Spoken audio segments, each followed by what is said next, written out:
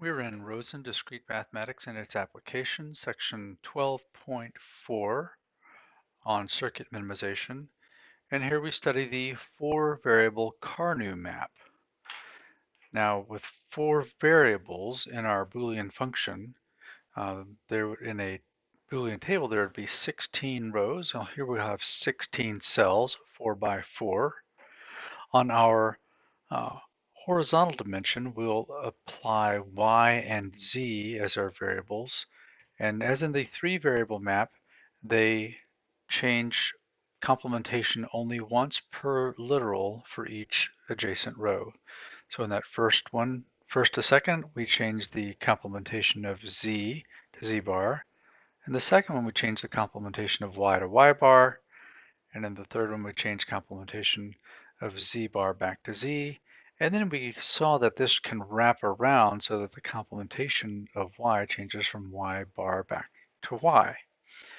And so we have this sort of a wrapping feature. Well, now with 4, we're actually going to be able to wrap not only uh, horizontally, but also vertically. W changed the first column to the second column, x changes to x bar. And from the second column to the third, W changes to W bar.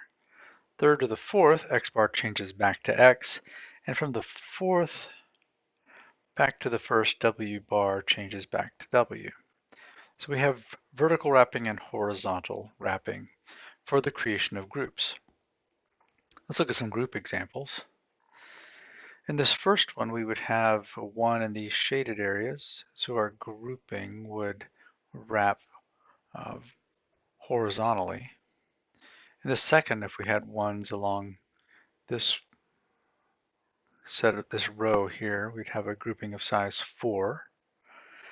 In C, we have 1 at each corner, but remember we wrap both horizontally and vertically, so that in this case we would really have a grouping of size 4, and we'd be looking for what variables don't change their complementation. And in this last example, we'd be looking at a grouping of size 8. Okay.